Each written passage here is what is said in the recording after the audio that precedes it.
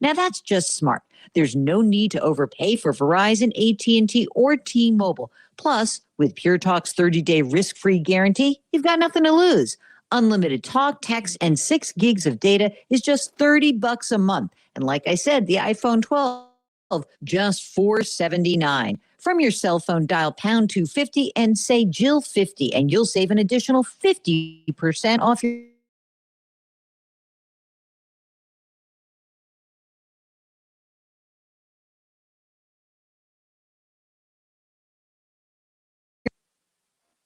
While in Latvia for NATO meeting, Secretary of State Antony Blinken warns that President Putin could quickly order an invasion of Ukraine if he had a reason. Should Russia follow the path of confrontation when it comes to Ukraine, we've made clear that we will respond resolutely, including with a range of high-impact economic measures that we have refrained from pursuing in the past. Blinken says NATO allies have to prepare for all contingencies.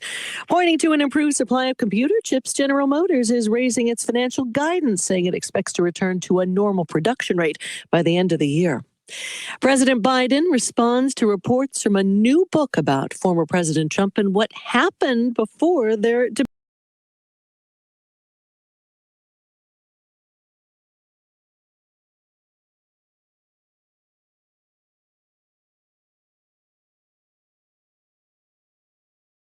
Obtained a copy of his book, writes that a second test came back negative. Asked today if he thought the former president put him at risk on that debate stage, President Biden paused and smiled before saying, I don't think about the former president. Thank you. Karen Travers, ABC News, the White House. Alabama's governor is honoring the state's first Black poet laureate. 31-year-old Ashley Jones is a creative writing teacher from Birmingham who delves into the pain and difficulty of being Black in America.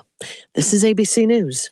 Whether you're vaccinated or not, it's important to know the symptoms of COVID and its variants. Fever is the leading sign, and only the Exergen temporal scanner thermometer has been proven accurate with more than 100 clinical studies. Non-contact thermometers have no clinical evidence behind them and cannot be relied on. Be vigilant and seek medical advice at the first sign of fever. Be accurate with Exergen. Learn more at Exergen.com. Dario Albinger, ABC News. This is State Farm agent Kevin Malloy, here to tell you that our back-to-back-to-back Best of Will County Insurance Agency would love to represent you for all your insurance needs. Before you pay your next premium, ask yourself if you're getting the best service for that premium. Our incredible team delivers amazing every time. Call us at 815-463-5800 to quickly get a sense that the Malloy team loves what they do.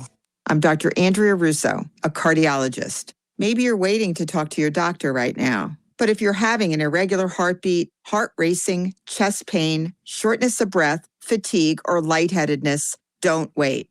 This could be a serious condition like atrial fibrillation, which can make you about 5 times more likely to have a stroke. If you're having these symptoms, don't wait. Talk to a doctor by phone, online, or in person.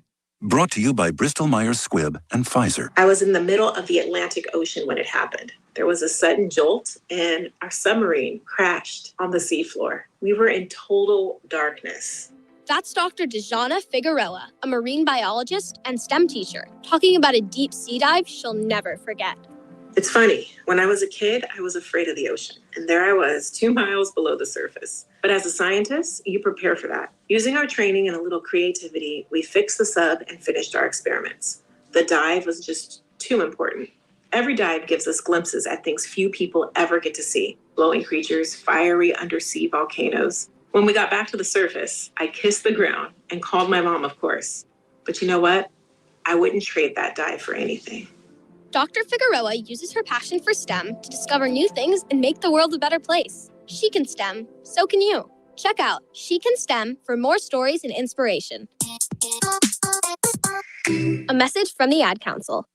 Fever is the leading symptom of COVID and the flu, and the only way to reliably detect it is with an accurate thermometer.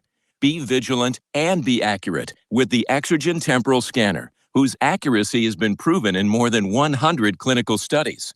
Don't rely on non-contact thermometers. They are proven to be inaccurate and will not reliably detect a fever that might mean COVID. Be sure to seek medical advice at the first sign of fever.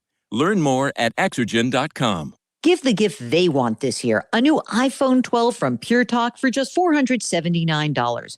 Pure Talk gives you great prices and great 5G coverage with unlimited talk, text, and 6 gigs of data for just $30 a month. The average family saves over $800 a year. Just dial pound 250 and say Jill50, and you'll save 50% off your first month and save on a new iPhone. Dial pound 250 and say Jill50. Some restrictions apply. See site for details. At Morningstar Mission, there are plates just waiting to be used to serve a Christmas meal to someone in need. On Christmas Day, hundreds of men, women, and children will come to Morningstar Mission in need of a meal. But in reality, they need much more than food. They need security. I began to feel safe enough to just feel like a whole person again. They need lasting change. Ultimately, I made a decision to come here because it offered me opportunity to change. They need a restored life. Since being in Morningstar, my basic needs have been met. I have food, I have a place to sleep. They've pushed me to get my life back together. For just $2.48, this plate can be filled with a Christmas meal that's really more than just a meal. This is more than a plate. This is my opportunity to change. $2.48. It makes a big difference when you give online today at morningstarmission.org. That's morningstarmission.org. It's a tradition. It's a passion. It's a way of life. High school football in Will County runs through the blood of sports fans everywhere. From County Line Road to the Indiana Line, from Reed Road to Boughton Road, football is king. High school football 2021 on 1340 WJOL. And good evening. And so you appointed me for 13 weeks and you don't tonight? Come on, dude.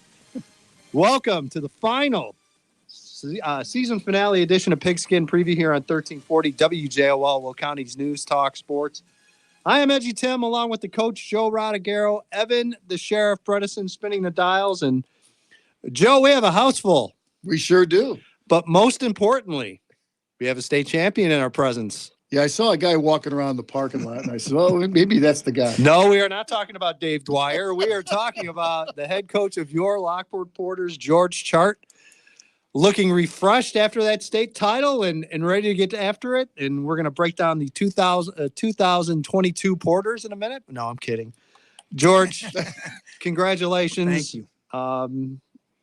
Walk us through the last handful of days. I'm sure you're busy. I'm sure you got a lot going on. Just fill us in. The days after Saturday have been, very stressful, believe it or not. There's a lot to do. I'm enjoying it, believe it or not, but I can tell it's wearing me down.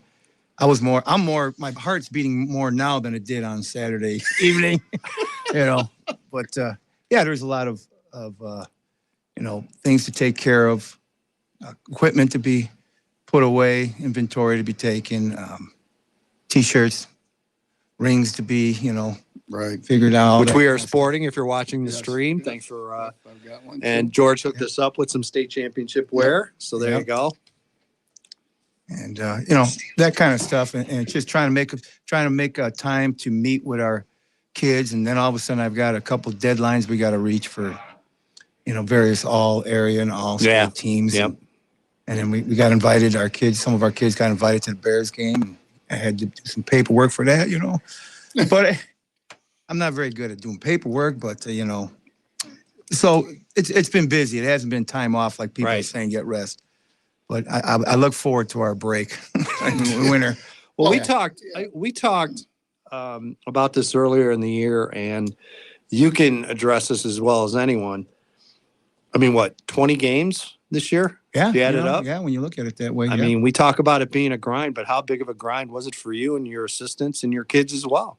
Well, I think that's the thing. If you look at it, I really enjoyed it because we got great kids to be around, and our coaches are fantastic too. We don't have coaches that are trying to get out of the building as soon as possible.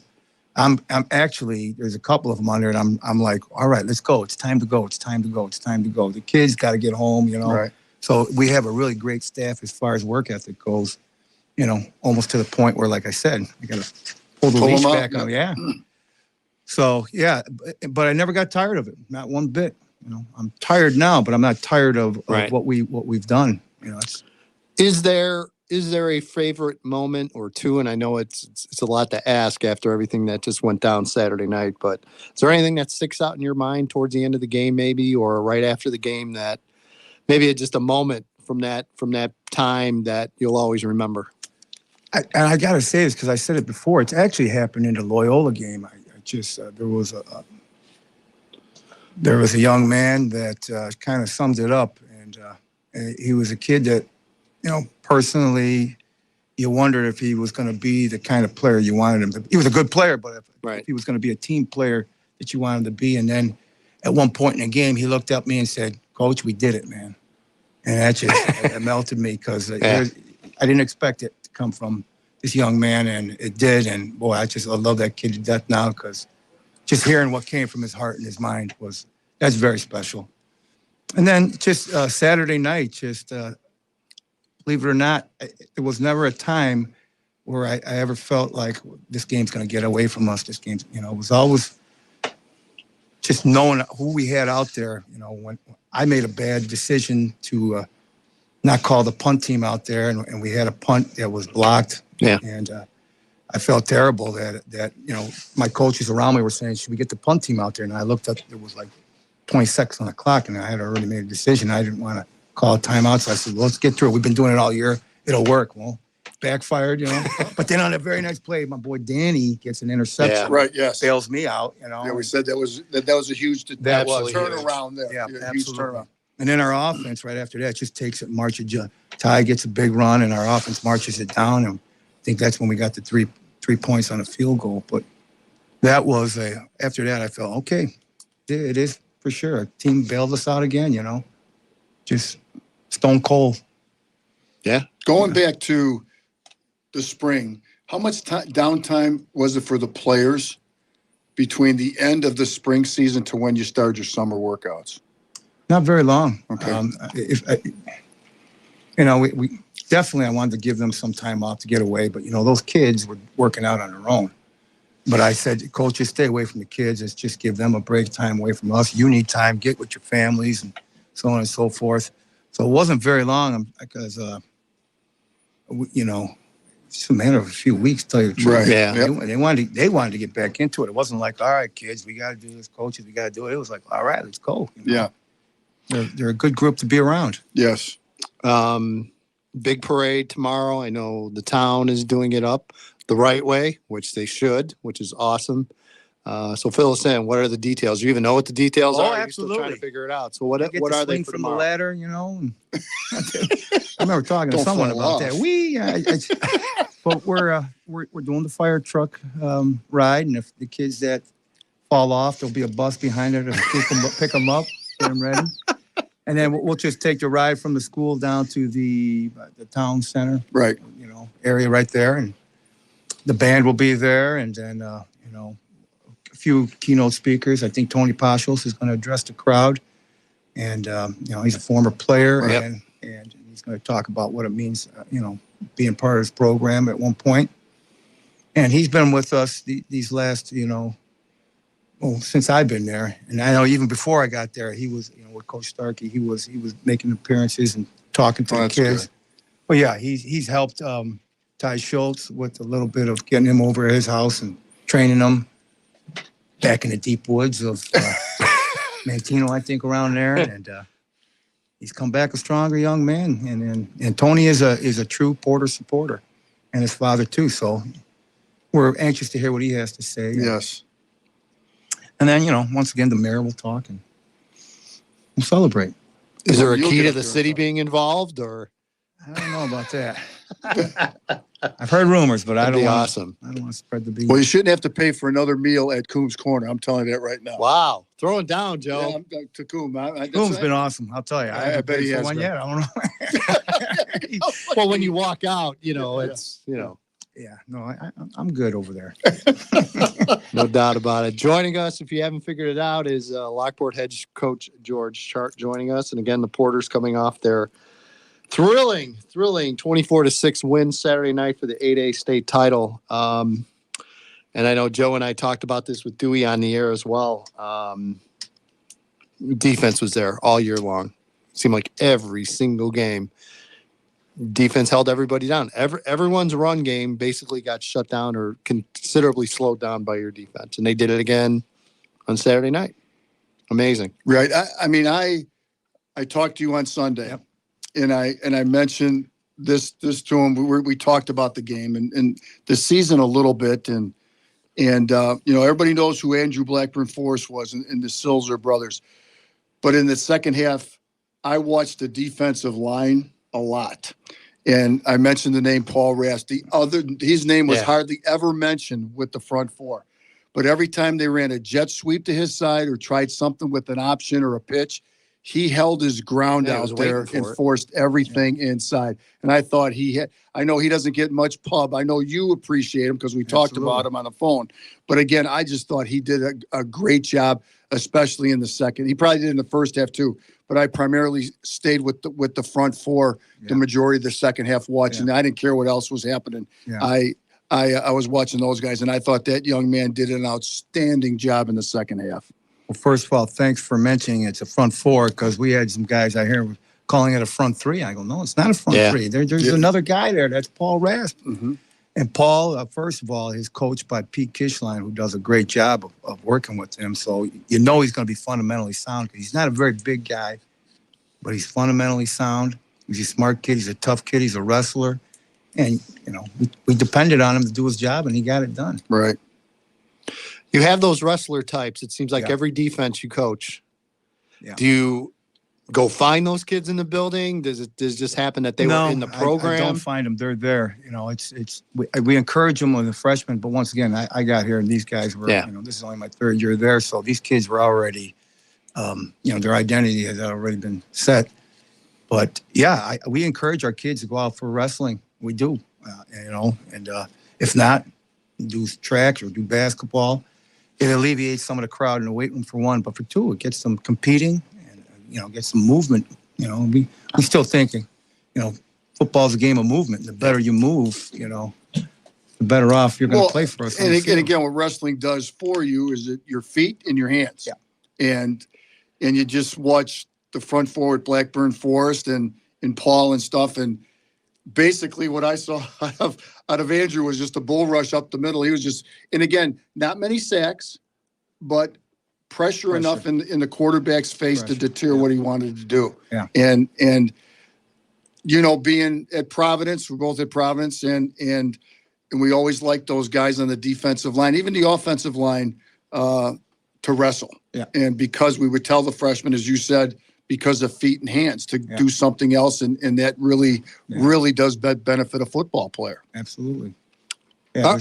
Go ahead. I'm sorry. No, go ahead. Finish your thoughts. I was just say their sense of leverage and how they can defeat blocks and just not really get hit square on is really key. And how often do you see Forrest Blackburn get blocked, spin off of it, and make a tackle? That does it consistently. Yes. Yep. Consistently. Hey, before I forget, I'd like to say also to the congratulations to JCA and to Wilmington coaches. I probably won't see them, but Jaws, I know some message, but thank you to him. All right, we're gonna stop you there because you're gonna talk to another state title coach. We're gonna have him on in a minute.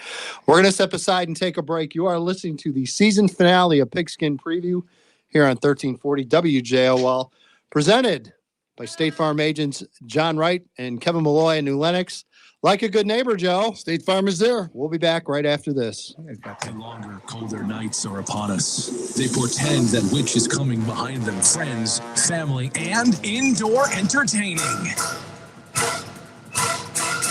Light Source Lighting wants you to know that this can be a brighter season for all with one visit to our vast showrooms. You won't believe the difference or the possibilities with Quoizel Lighting. Come see our Quoizel collection, touch them, use them, see them in comparison to other brands, and imagine them in your home. And we guarantee you, your design vision will come clear. If you've shopped for lighting in a big box store, you've been denied the truly unique experience our designers and showrooms can provide. Have some fun with the new stunning designs as well as classic choices from Quoizel. They're here today and every day. Browse Light Source Lighting with a friend. Come on your lunch hour or after work. Visit our 2 convenient locations in Plainfield and Plano and check us out at lightsourcelighting.com before your shopping visit. Are you the parent of a 2 to 7-year-old? Listen closely for an exciting free radio offer. By now, you've probably heard of ABC Mouse, the Parents' Choice Award-winning online learning program that's actually changing the lives of early learners everywhere. ABC Mouse is like a little one-on-one teacher. It has helped her so much. Right now, we're offering a special radio promo to try it free for a month, but you have to go to abcmouse.com/radio to claim your free month. That's abcmouse.com/radio. Sponsored by Age of Learning. Hi, my name is Ted, and a little thing I love about the Chick-fil-A Peppermint Chip Shake is when the peppermint shake is available, that's to me sort of announces that the holiday season is here. I guess most people count down the days until Christmas, but me, I count down the days until the shake comes out.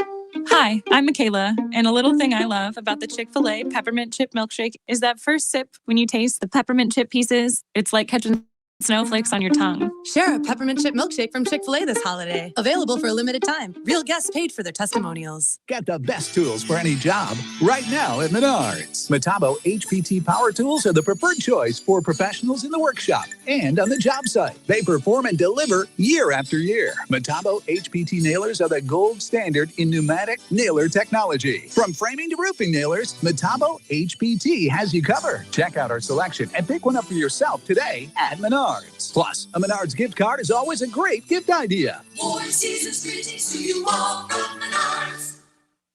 Where can you get good neighbor service at surprisingly great rates?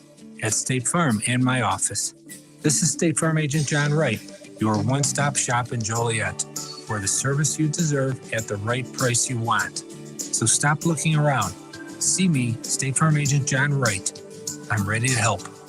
Call me at 815-725-5052 for your surprisingly great rates today.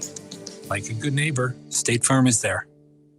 Are you struggling to keep up with your kids, your finances, your insurance, your life? Then let State Farm agent Michelle Kerfin in Homer Glen help you simplify and get to a better state. Because with Michelle Kerfin handling your auto, home, and life insurance, you'll have more time to handle everything else and more money too. Because adding State Farm policies can earn discounts that could add up to 40% and actually help you get ahead. Call State Farm agent Michelle Kerfin in Homer Glen and get to a better state with State Farm. Find Michelle online at insurewithmichelle.com.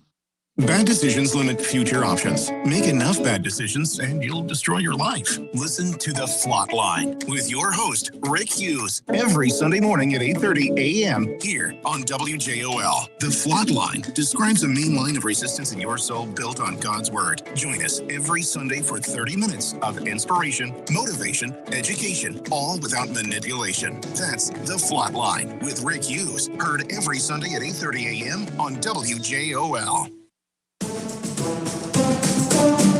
Your official home for Joliet and Will County sports is 1340 WJOL. There we go. And welcome back to the season finale edition of Pigskin Preview here on 1340 WJOL, Will County's News Talk Sports.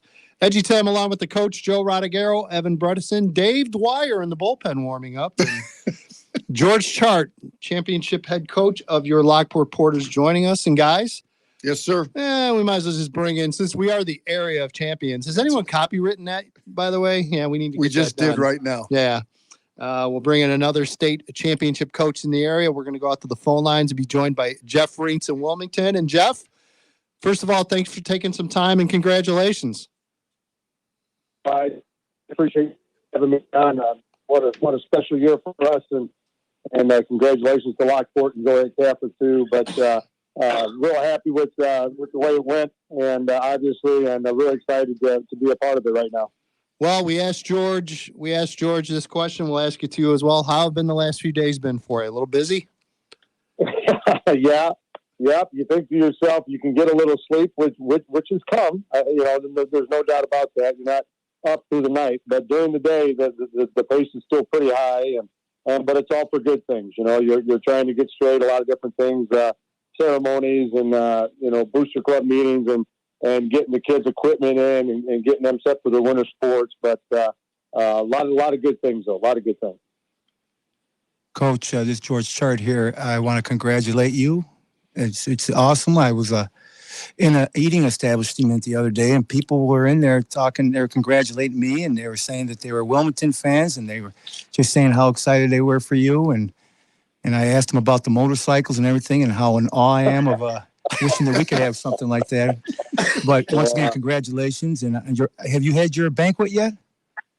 No, you know what, George, we haven't. And let me say, especially congratulations to you too.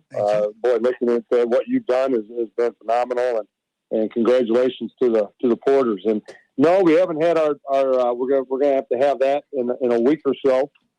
What we have tonight is we got the kids going to the Booster Club meeting for one meeting, and we were able to be in the Christmas parade Saturday night. Everybody was fired up with that. And then I don't know about you guys, George, when you guys had your presentation of the trophy. We did that Friday night at the football field where the kids came out of the woods with the motorcycles one more time. Nice. And so it was a little cold to be on the motorcycles, but no, overall it was a really good night for the kids.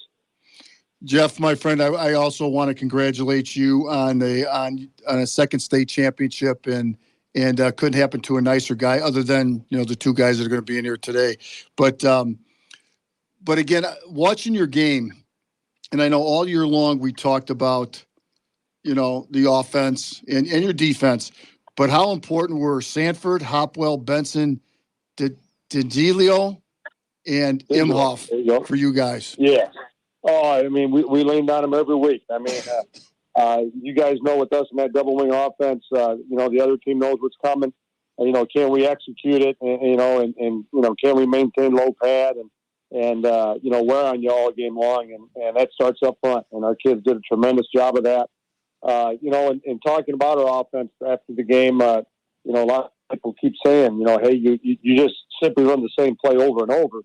And I get that from the outside point of view. You look at it, and it does look like that. But there are changes that take place, and a lot of those changes are with our offensive linemen. They're making different calls up front.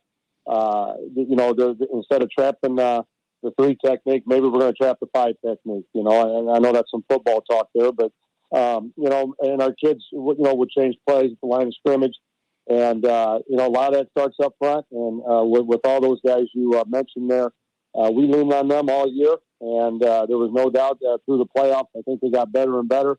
And, lo and behold, we come away with the state title. Right. And we did the game. Of course, I saw you down at Coal City.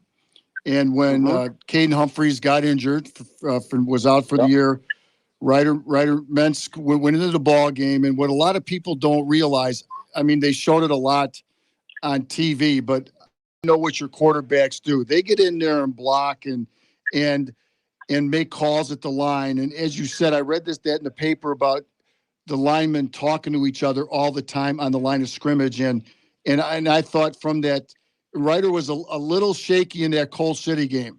And because the offense that you run with that short little pitch, he's got to get the timing down. And it seemed like once that game was over, and we talked about him a few times, but his progression had to be very helpful to the offense.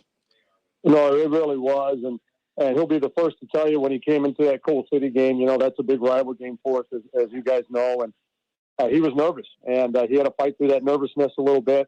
And as the season went on, he just got stronger and stronger. We were able to give him a little bit more, per game as we went on. And like you said, we do ask our quarterbacks to be blockers. And for our offense, it just happened to work. And he got his nose in there and did some great things that way. But he really grew as a player. I hope, he'll be able to continue that. He's a 3-sport kid.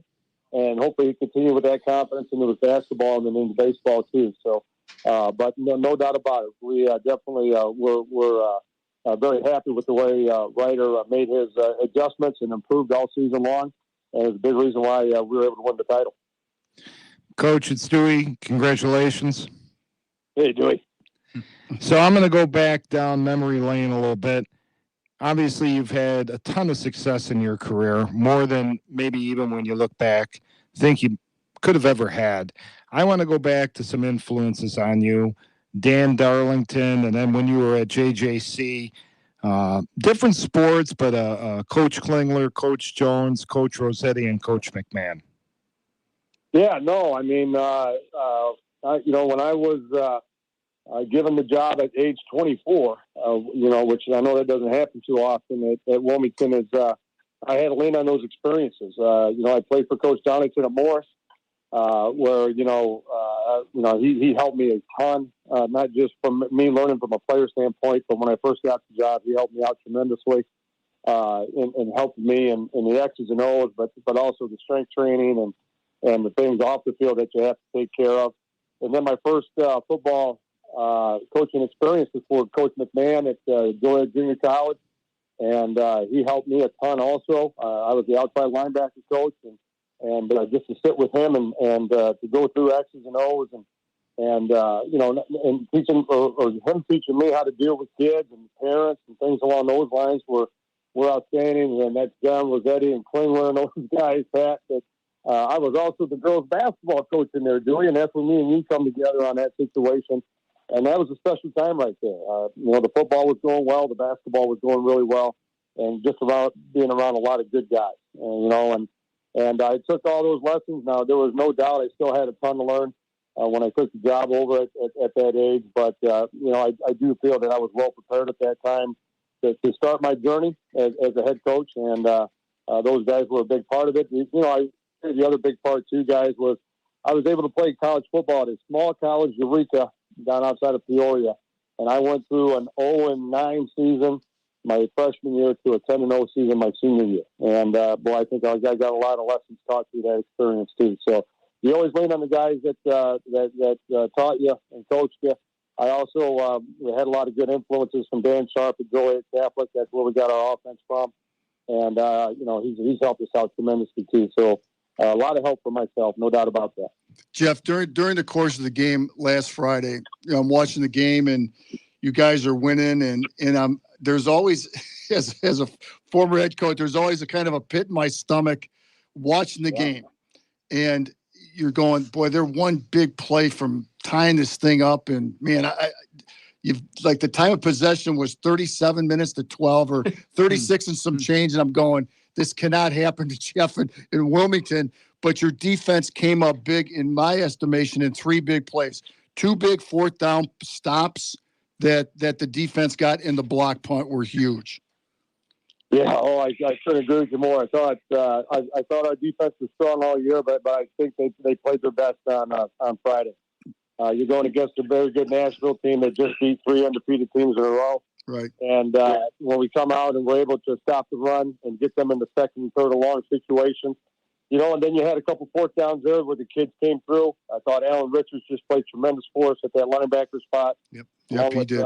Carson Hansen. And, then sure enough, our special teams coach, Bobby Bolser, saw something that he thought we could expound on in the punt game. I should say in the punt block game. And Carson Hansen was able to come up with a big punt block, and Hunter Hayes recovered it, and we got a score off of that. And you're exactly right. The pit of my stomach was till 30 seconds left, Joe. That's it. And so, but no doubt about it. And then, I will say the first time I took a deep breath when Allen hit the field goal for us to go up 24-7. That's where I took my first breath and said, maybe we can do this. Yes.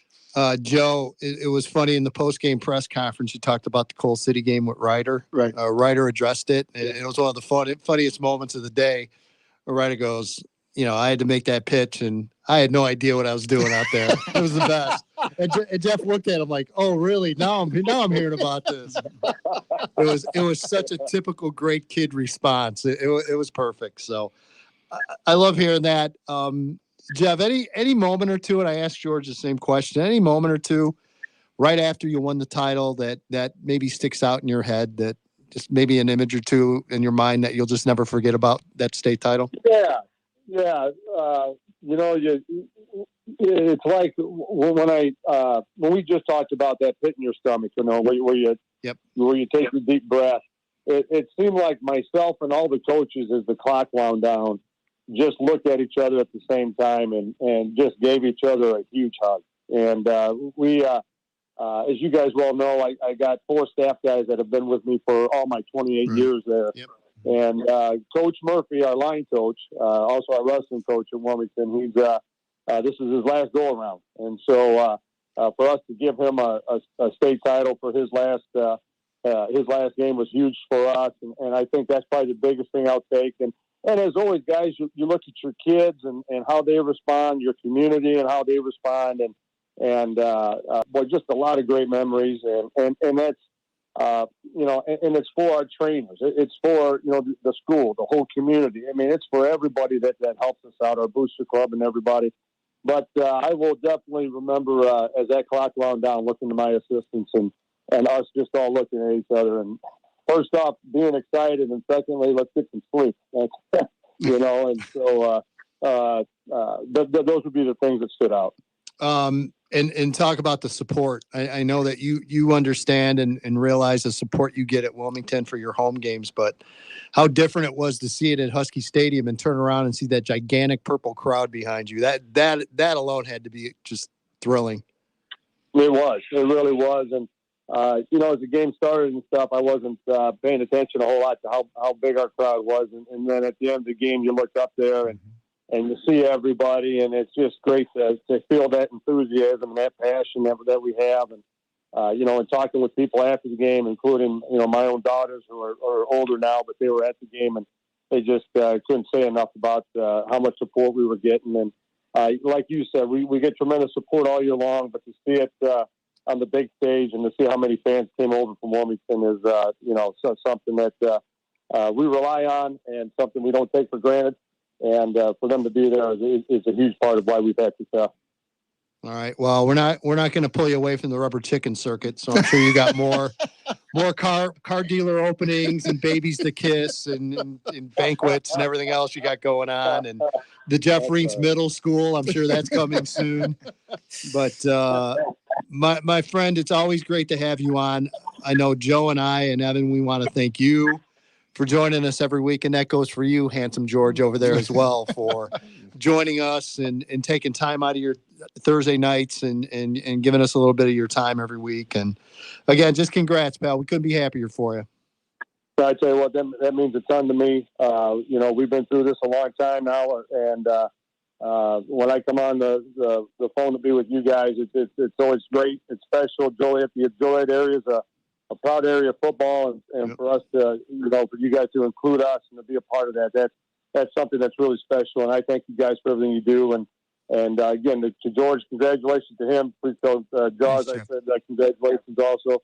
And thanks a lot, guys. I really appreciate your coverage. All right, Jeff Reents joining us. Yes, congratulations, thanks, Jeff, again. Yeah, thank you, guys. I really appreciate that. Thank you. All right, Jeff Reents joining us from Wilmington, and guys. Again, you look at their run and you mentioned some of the stats. Yeah. That time of possession was just ridiculous. I mean, they don't give you the ball back.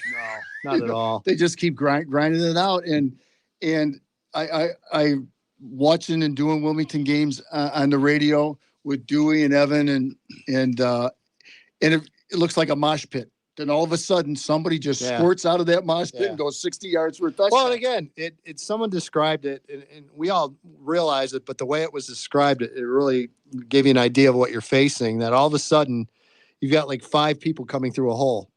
You've got to find the ball, and it's difficult, especially when you're playing against a line that is so quick and so well schooled, where they just got leverage off you off the snap.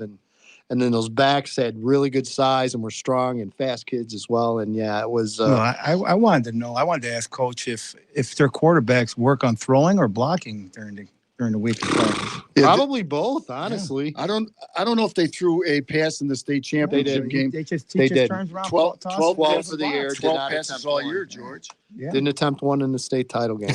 Practice. All right, Well, we're yeah, gonna he's a step lineman. aside. He's a We're gonna step lineman aside and take a break, and we'll have one more segment with George Chart, head coach of the Lockport Porters, your 8A state champion.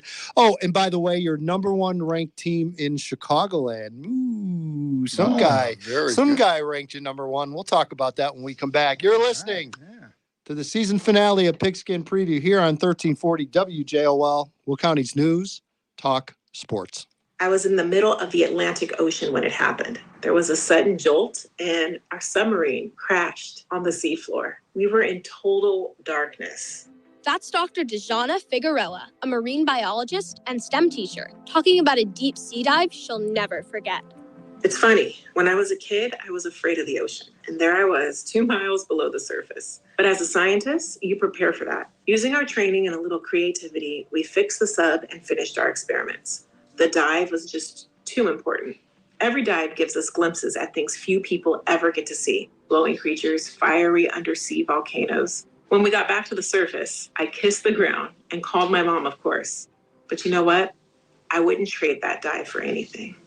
Dr. Figueroa uses her passion for STEM to discover new things and make the world a better place. She can STEM, so can you. Check out She Can STEM for more stories and inspiration. A message from the Ad Council. Growing your family, opening your own business, retiring to travel, leaving your legacy. At Busey Bank, we know there's a lot to look forward to and a lot of planning along the way. Celebrate your life's milestones by putting your money to work. Busey Bank, building business, growing wealth since 1868. Proud to be the official bank of the Fighting Illini. Member FDIC. This holiday season, you can spend your time waiting in line at the post office, or you can save time by heading to Mailboxes and Print Depot in Joliet. At Mailboxes and Print Depot, you'll avoid long lines and work with staff members who still believes in holiday cheer while serving you. They offer expert packing, tons of shipping options, and are a great value from a local family-owned business. Pack, ship, print, and more. Do it all at Mailboxes and Print Depot in Joliet, at the corner of Essington and Caden Farm Road in Joliet, or at jolietmail.com.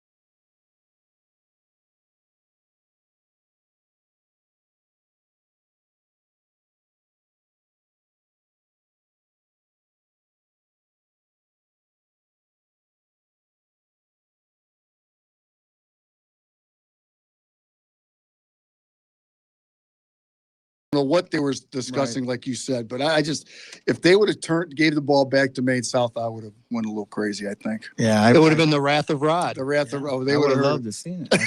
I was telling him, give it to him, give it to him.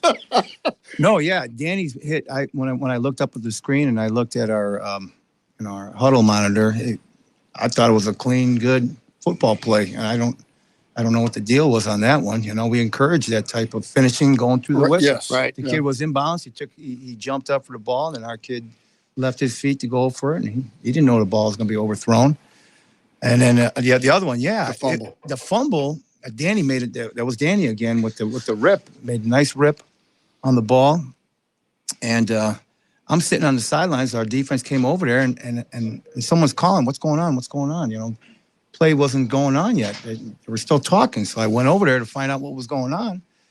And when the side judge came over, I asked him, "What was going on? What was that conversation about?" Yeah, because they were there for a long time, and my partner Dewey, we sit and we watch games, and every time we call it a meeting of the minds. Yeah. And a lot of times it doesn't go well for the teams that we're rooting for on the radio when it does happen. So that's why I said if they give this ball back to Maine South, I am going to go nuts in this booth. Well, I don't know what happened because I looked at the replay. Oh, the replay was a clear fumble. It was a clear fumble. Yes, yes. Oh, for sure. Congratulations, Coach Schaff. Thank you. George, let's go over a few things. First of all, tell Dr. Green and hello. Hey, he's probably listening. Hello, John. Looking back, which we can do now, do you think your offense benefited from Ty not being there to start the year, that other kids had to be involved and get a comfortable level? Well, I think that the springtime just was incredible for Andrew, and it was incredible. Well, we kind of knew as a sophomore he was a good runner, so we just felt bad for Ty, but we knew we weren't really going to be hurting in a big way because Andrew's an intelligent, hard-nosed. He's a very good running back. All you had to do was watch him. But I never thought that we were on a crutch or anything. I just felt that, boy, we're going to have another explosive dynamic to our offense when he gets back. When Ty gets back. And I thought the biggest problem was how are we going to fit both those guys on the field at the same time? So that to me was the only problem. I didn't worry about anything else as far as that goes. And as the year went on, you guys kept winning games and the excitement kept building and building. For you, at what point did something click with you? One of those nights walking out to your car before you're going home, at what point did it click to you and say, we might have something here? Well, Joe, you had that question for me too, and then I'd be lying if I changed the answer. I knew about in the springtime that we were going to be a good team. We all talked about it. Our coaching staff, we even talked about it to our kids without fear of getting too far ahead. We talked about it earlier in the year. I said, hey, the funnest time of the practice is on that Thanksgiving morning, and then I said I apologize for getting too far ahead, but you keep working and developing the way we're doing this, and don't get selfish, and that was why one of our models was me over we. If I'm sorry, we over me. We've got to be. That's okay. You're tired. I'll let you go there. But I caught it. But that we could make some damage and go pretty far. So was the HF win the first real step because they kind of handled you in the spring, and I know you weren't happy about that game. You're right. Was that maybe the first real step? Well, that was the first step for everyone else to see that hey, we are for real, Yep. I just knew that we had a physical defense, with our front four. It starts right there. And if you can play good defense right there with your front four, just every day in practice, you're making your front, five and your linemen better every day on the offensive side of the ball. So I just knew as the season goes on, we were going to get better. And like I said, it started with that front four, but absolutely the HF game, how we kind of dominated that game defensively and gave our offense time to figure it out and get it going it was a good tipping point. I mean, no one was happy with the spring season, but you look at it now, I think that kind of served as a nice plateau or taking off point for your team. Right. It was a good little preseason, I guess you can call it. Yeah. The ultimate spring. Yeah, That's right. Yeah. For football. I just felt bad for those kids that didn't get a chance because I thought last year, you know, until we went up against a team like Linkway East, who was clearly, you know, a step above us that year. But we competed with them for a half, and we went toe to toe, and our kids gained confidence, and it just was, you know, we were a young team, and I just felt that going to next season, boy, we're going to be good.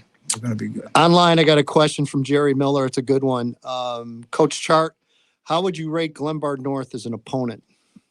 Oh, absolutely. Glenbard North is, if you look at their roster, they're a young team, and I'd love to be able to play them next year, but you know, whoever runs into them is going to be in for a pounding. A lot of similarities. Yeah, your program in there. That's what I thought I saw. Yeah, their quarterback did a great job of extending plays, but they start with playing great defense, being physical, you know, and running the ball. And if the run isn't working, then they're going to be able to throw the ball. And Getting back to Andrew during the course of the game, and I'm going to be honest with you here. Don't lie to him. I never lie to George. I never lie. When he lined up as the H-back, and you're talking about for the team, and he lined up in the H-back, and it seems like that's when Ty had some good runs when he would line up at the H-back. And I'd say on the radio when I saw him in the deuce in between, you know, Timashek and stuff, I go, I don't like this. I'll be honest with you. But he did a great job, especially on the short side of the field. When there were some, that's when Ty would have some of his bigger runs. When they run to that short side. Yeah, you just outflanked him. It seemed like you just he did a great job opening up the holes for him there. Yeah, and there's another thing that we kind of, I don't know if how many people realize that, but those were the college hashes. So we had a little bit more room on the short side, as you call it, you know. So with a guy like Ty's speed, that's sometimes all you need is a yard or two to break the edge. And he did that on that one drive after we had the timeout. Right, I mean, after the interception. Right, yes. Andrew was a great blocker. Hayden, I mean, you got to talk about where he started the year and where he finished. Huge part of your success this year. Oh, yeah, without a doubt. Every week I would preach that defense, special teams, and our quarterback were the key to us going any further, you know, down the line. And I said we had to have great leadership from our quarterback, and he just delivered. He delivered. I'm so proud of him and the job he's done and the steps he's taken, you know. Like it was a struggle for him at times because he had to grow into his body. Yeah. You knew he had a great arm. Yes. You know, but I saw that 2 years ago. Yeah. And so, but now it was a matter of, hey, you don't have to show people how strong your arm is. You got to be able to put that ball right on a dime. And, you know, and lead guys and just be able to move the offense down the field. And there was a lot of times where he's checking it, plays at the line, and he's either throwing it or handing it off, and he's making that decision. And Corey Dillard, our offensive play caller, you know, trusted him to do that, and it paid off. I think that was really evident in the Loyola game. I was just going to say, I thought maybe one of his best games of the year was against Loyola, because in the state championship game, both defenses, especially Maine South secondary, gave your receivers a hard time and stuff, kind of suffocated them a little bit. Yeah. As I told somebody, the Lockport defense just absolutely suffocated Maine South. And their secondary kind of did that to your receivers. Right. And I know it probably got frustrating a little bit to him, but the Loyola game I thought was his best game of the year. Yeah. But that's what we're trying to say, you know, we over me. You got to understand that when they're suffocating, that's why Ty had 233 yards rushing. I mean, because now Maine South felt that they had to stop the pass. Well, all right. Here comes number 7. We'll run it. Yeah, we'll run it. Stop it. That's right. So, candidate for a Notre Dame job, yes or no? Jaws would be a very good one. Yes, he's young. He's, you know, he's me. Young. He's young. I'm ready to go out to the pasture. You know? If Notre Dame has an agricultural, you know, study over there, I'll be ready for it. I actually got one more question for you. Hit me. You know, you went to. I didn't realize about Mount Zion. Right. I didn't realize that till we did the Bolingbrook game, and Scott was asking me, once you left Province, was it right to Lincoln Way North? No, Province, I went to Lockport. Lockport. Yeah, I was at Lockport for 13 years. Yeah. That's where we won the coordinator. That's right. Yeah. With Brett. That's right, yes. My first, I did my student teaching at Mount Zion, and I had a fantastic mentor over there, Ted Phelps was his name. And I learned so much football from him in that 1 year. And I was able to bring over to Matt Seffner and Matt, same thing. I was able to develop under Matt, and then same thing. I went over to Lockport and Brett. I was able to develop even more with Brett, and then when I went over to Lincoln Ways and I had Rob Gleamy, Dale Augustine, Mike Siege over there. I was able to develop even more over there. And, and then when I didn't get, when I was out of a head coaching job, I felt like, geez, I'm just starting to learn stuff, how to be a good head coach, I can't stop now. So I was fortunate to be back at Lockport. Okay. And I don't want to bust out some of your friends there, but some of those names you mentioned happen to be sitting in the crowd Saturday night. I don't know if you're aware of that or not. No, I looked up at the crowd at the end of the game and I was going, wow, that's pretty cool. But you've got you had a lot of more than a couple of those names that you mentioned were in the crowd Saturday night. So just so you know that they were there supporting you. Thank you. Either that or they had nothing to do on Saturday night. So they just want to sit outside. And get it could have been cardboard cutouts. Who knows? No, we physically saw one Saturday night in person. I actually saw a couple walking around. So thanks for coming in. Thanks for tolerating us for all these weeks. I love this. You kidding me? Thanks for the shirt. I'm gonna go home, look in the mirror, and interview myself. You can go back and watch this again and again and again and again. Brian, your daughter's watching, unless they're watching it now. The internet's an amazing thing, George. You might want to get on board. And you know what else is amazing? A cell phone. That's I heard that too. Maybe that's a great sponsorship. Maybe that's like your NLI money now. What's a cell phone company? Name one. Verizon, AT&T. I'm gonna be a sponsor for them.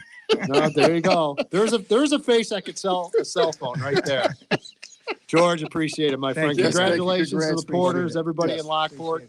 Yes. All right, George Chart joining us. Don't go anywhere. Hour number 2, Jake Jaworski Jaws is in the building. We will break down the Joliet Catholic 4A state title number 15 for the Hill. You are listening to the season finale edition of Pigskin Preview here on 1340 WJOL, Will County's News Talk Sports. Will County's News Talk Sports, 1340. The Dave Ramsey Show, where common sense meets dollars and cents. Patrick in Texas says, my wife thinks we should have an emergency credit card. How can I explain to her that this is a terrible idea? Well, the last time on earth that you need to go into debt at 18% interest would be at a time when your family has an emergency. What you need is money. If you had $20,000 set aside for an emergency fund, you wouldn't need an emergency credit card, right? He's back. Dave Ramsey on WJOL, weeknights at 6. The Armstrong and Getty Show poses the question. Can you be informed? Can you be up on the news of the day and the issues without being bored? We say yes, you can. The Armstrong and Getty Show. Not just boring, biased political talk. The Armstrong and Getty Show is entertaining, informative, with political commentary, observations on local, national, and international news, and reflections on social issues. Weekdays at 10 a.m. here on 1340 WJOL. From the Abri Credit Union Studio, this is Will County's News Talk Sports, WJOL, Joliet. From ABC News, I'm Daria Albinger. The Senate is working against the clock to avoid a government shutdown. Conservatives led by Utah's Mike Lee are demanding that any temporary funding bill include no federal money for President Biden's vaccine mandate. I'm vaccinated. My family's vaccinated. I've encouraged everyone around me to get the vaccine, but I've also acknowledged that's not my decision, and it's certainly not a decision that should be forced on them by the federal government. Senator Chuck Schumer. I hope they see the light quickly and not cause a needless Republican government shutdown. And the government will shut down at midnight Friday without a temporary or permanent funding bill. The House Select Committee will allow former Trump Justice Department official Jeffrey Clark to invoke his Fifth Amendment right not to self-incriminate.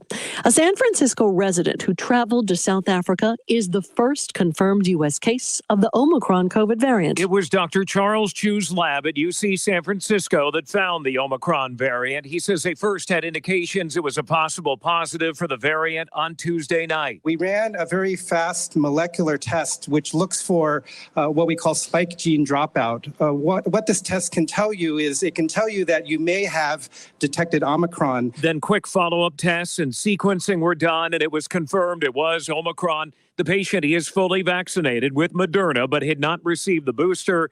They've had mild symptoms. Alex Stone, ABC News, Los Angeles. A 15-year-old is now charged with murder and other offenses as an adult in yesterday's fatal shooting at his Michigan high school. President Biden pledging to fight anti-Semitism. We have to stand against resurgence of this tide of anti-Semitism and other forms of intolerance and hate here at home and around the world. The president lighting the White House menorah, joined by Second Gentleman Doug Emhoff, who's Jewish. You're listening to ABC News. What's all the buzz about nasal irrigation and navage? And should I try it? Here's the science. Airborne germs invade through your nose. It's the body's air filter for trapping allergens and viruses. When your nose gets clogged, it's less effective and germs multiply. Eventually, your immune system can get overwhelmed and you get sick. Nasal irrigation is an effective, all-natural way to clean your nose. It's not a drug. It's more like plumbing. Saline goes in one nostril, around the back of the nose, and out the other nostril, flushing out mucus and germs. I'm Martin Hoke, and I invented Navage to make cleaning your nose easy. It's the world's only nose cleaner with powered suction. Navage pulls out the bad stuff so you can breathe better, sleep deeper, snore less, and feel healthier. At Walgreens, CVS, Rite Aid, Target, Bed Bath, and Walmart. Or go to Navage.com for a free gift with purchase. Over 2 million sold. Navage, N-A-V-A-G-E. Clean nose, healthy life. President Biden recognizing the country's progress in the fight against AIDS. The president outlining a plan to help make sure every HIV patient can get treatment that helps make it a manageable disease. It's a plan to make sure that the latest advances in HIV prevention, diagnosis, and treatment are available to everyone. The president remembering more than 36 million who've died of AIDS and praising researchers and past presidents who've helped make and distribute antiviral drugs to keep people alive. Andy Field, ABC News, Washington. Is the Omicron variant a setback in the battle against COVID-19 or no big deal? While the variant is spreading to places like Japan and Brazil, researchers like those in the UK need one critical thing: time. Health Secretary Sajid Javid. Our scientists, some of the best scientists in the world, are working through it. We're working with our G7 colleagues. I held a meeting with G7 health ministers on Monday as well to discuss this. And so we're working internationally. We're working at pace at home. And I think in a couple of weeks, we will know a lot more about this variant. Here in Britain, interim measures like face mask use in public are back in place once again as a precaution. Tom Rivers, ABC News, London. The NTSB is issuing a safety alert to subway systems and commuter railroads across the country over a wheel set problem, which already led to a derailment in the nation's capital. The agency says the defect is difficult to detect, but it could be devastating and recommends specific inspections. This is ABC News. Fever is the leading symptom of COVID and the flu, and the only way to reliably detect it is with an accurate thermometer. Be vigilant and be accurate with the Exergen Temporal Scanner, whose accuracy has been proven in more than 100 clinical studies. Don't rely on non-contact thermometers. They are proven to be inaccurate and will not reliably detect a fever that might mean COVID. Be sure to seek medical advice at the first sign of fever. Learn more at Exergen.com. Daria Albinger, ABC. Where can you get good neighbor service at surprisingly great rates? At State Farm and my office. This is State Farm Agent John Wright, your one-stop shop in Joliet, where the service you deserve at the right price you want. So stop looking around. See me, State Farm Agent John Wright. I'm ready to help. Call me at 815-725-5052 for your surprisingly great rates today. Like a good neighbor, State Farm is there. Tune in to 1340 WJOL every Tuesday morning at 9:30 for Life with Vitality, hosted by local weight loss and wellness expert Davis Jaspers from Vitalife of New Lenox. Life with Vitality covers health topics related to weight and diet. Learn more about your body, the science behind weight loss, and how the Vitalife program can help you lose 20 to 40 pounds in 40 days. Listen to Davis Jaspers on Life with Vitality on 1340 WJOL every Tuesday at 9:30, and learn about the Vitalife weight loss program at vitalifeweightloss.com. I'm Penny, and I'm a Will County senior. After my husband passed, I was looking for ways to be involved in something again.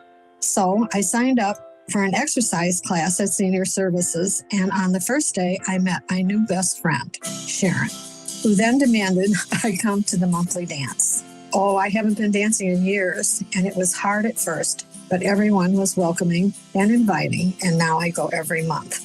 If you are a Will County senior, we'd love for you to join us for one of our upcoming events, like our monthly dinner and dance. For information on that and other events and services, visit willcountyseniors.org. Senior Services of Will County connects resources, information, services, and programs for those over 60 and those who care for them, keeping them safe, healthy, and independent. We're here to help Will County seniors. Call us at 815-723-9713 or visit us online at willcountyseniors.org. Again, that's willcountyseniors.org. So the dream was to build your very own law practice. Be your own boss, call all the shots. But have things like billing, HR, timekeeping, and all the other management stuff turned your dream into a nightmare? Take charge of your practice with Lexicon. We're the intersection of practice management software and legal support services for your firm. You'll get more billable and livable hours back. Lexicon marks the spot for all your practice management needs. Visit lexiconservices.com/intersection to get the whole story or schedule a demo. If you're tired of big cable bills, you can get Newsmax TV for free. Millions are watching Newsmax. Available now on major cable systems or for free on smart TVs like Samsung, LG, and Vizio. Find it streaming on Roku, Xumo, Pluto, Amazon Fire, TiVo, Apple TV, and more. 7 million Americans have downloaded the free Newsmax app on their smartphones. It takes just seconds. Then watch us anytime, anywhere. Forbes calls Newsmax a news powerhouse. Find out why. Start watching today. Lots of changes are happening with business tax law. What was once the best thing to do may now be hurting your tax returns. It's hard enough to run your business. Let Greg Severson at Cordano Severson and Associates help you with your taxes. Greg Severson has stayed on top of these changes and knows it'll be best for your company, not just for this year, but for the years ahead. He will set you up for the ever-changing business tax landscape to give you the best tax advantages. Were you surprised with a tax bill last year? Well, Greg will make sure that doesn't happen this year. Call Cordano Severson and Associates, a firm you can trust and your business can afford. Co-founder and proud member of the Will Buy Local Alliance, reminding you to shop local this holiday season. Our local businesses are the backbone of our community, and your support really does make a difference in paying someone's mortgage and putting food on your neighbor's table. This season, put your money where your house is. Shop local. It's a tradition. It's a passion. It's a way of life. High school football in Will County runs through the blood of sports fans everywhere. From County Line Road to the Indiana Line. From Reed Road to Boughton Road. Football is king. High school football 2021. On 1340 WJOL. And welcome back. It is hour number 2 of the season finale of Pigskin Preview here on 1340 WJOL, Will County's News Talk Sports. Hour 1, we had George Chart, head coach of Lockport, in studio. We also spoke with Jeff Reintz from Wilmington, and the fun and the celebration continues. Hour number 2, Jake Jaworski Jaws joins us from Joliet Catholic. And Jaws, I know it's been a busy week already, but appreciate you taking a few minutes out of your schedule tonight, and welcome aboard and congratulations. Thanks, guys. Appreciate it. I'd like to take a minute to congratulate, the other 2 Will County schools, Wilmington and Coach Jeff Reintz on their title, and then, Lockport and the Porters and Coach George Chart. So congratulations. Awesome for the Will County area. Fill us in on the last few days. I'm sure it's been busy, a lot going on. Yeah, it's been quite busy, especially Monday. Had an awesome assembly at school at the end of the school day. in front of our school community, parents, the public, and whatnot. And then Monday night got to celebrate again with our team banquet. So it's been pretty busy. And then we've had probably about, close to 10 college coaches that picked up already. So, it hasn't slowed down, but especially like the recruiting stuff, it's awesome for our kids because that's something that's been taken away over the last 18 months or so. So it's good to have those guys back in the building. I think it's something a lot of casual fans don't realize the amount of time and that's involved in that. And as you mentioned, you guys as coaches, you're thrilled to do it because you're going to eventually help your kids and get them placed. Exactly. And, it's important. Exactly. So, especially this class and the class before and the next couple classes with all the COVID and the portal, and it's really, really important. Yeah, 100%. A lot of these coaches haven't seen our kids in person. They can watch film, but they want to do the eye test. They want to size them up in person. And, it's been good to be able to get that started again. What time did you get home Friday night? Actually, physically walked in your house. Am I allowed to answer that on radio? 3:56, I walked home from my neighbor's garage. Yeah. And his garage was still packed with Hilltopper fans till about 5, but I casually walked home. I'm driving home from the game, and my phone starts ringing. Excuse me. And it's Kano. He says, "Where are you at?" I go, "Where am I at?" I said, "I'm at the Aurora exit." He was upset. I said, I didn't know if you guys were cooking out or whatever. Well, of course they cook out every time. But again, I wasn't going to search around NIU for that, even though the food is really good. But yeah, I was giving him a hard time today. I was texting him, I didn't see you Friday night after the game. He said we stuck around at Kelb. Yeah, they did. They did because I got a call Saturday morning from him as I was going up with Edgy. 15 state titles.